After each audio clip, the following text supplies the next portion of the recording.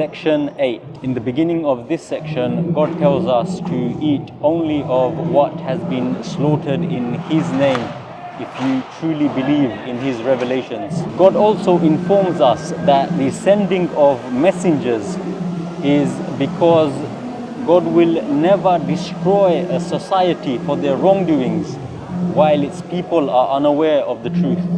In another verse, God mentions some of the fruits He has produced for us to eat, but that we should not waste because He does not like the wasteful.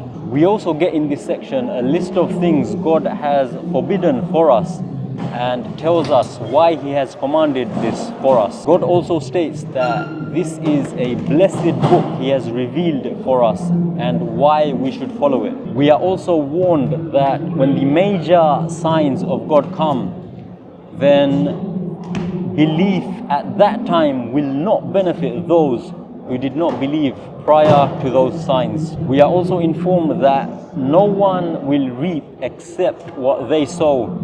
No one burdened with sin will bear the burden of another. God tells us that He is the one who has placed us as successors on this earth and elevated some people in rank over others, and then gives us the reason why.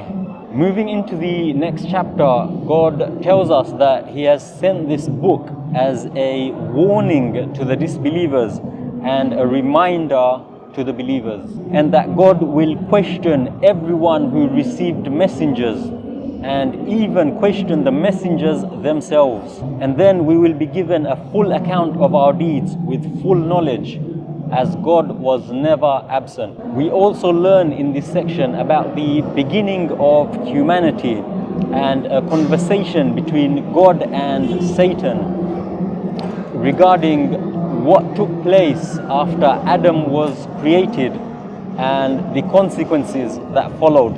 Later, we get a powerful warning for those who fabricate lies against God and for those who deny the revelations, and what the messenger angels will ask them when they come to take their souls. We also get some insight about the residents of the hellfire and the residents of paradise, and several verses of a conversation, a fascinating conversation between the residents of the hellfire and the residents of paradise. Now, this should be a severe reminder of what is coming in a future event and where you want to be when that event takes place.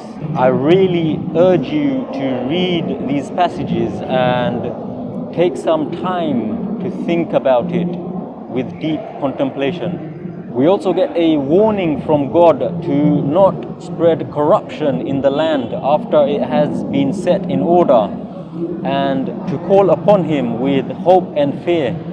Indeed, God's mercy is always close to the good doers. We then come to an analogy of how God makes the rain fall from clouds onto lifeless lands, producing fruits therein, and in a similar way He will bring the dead back to life. In the rest of this section, we learn briefly about the stories of some of the prophets: Noah, Hud, Saleh, Lot, Shu'aib, peace be upon them all.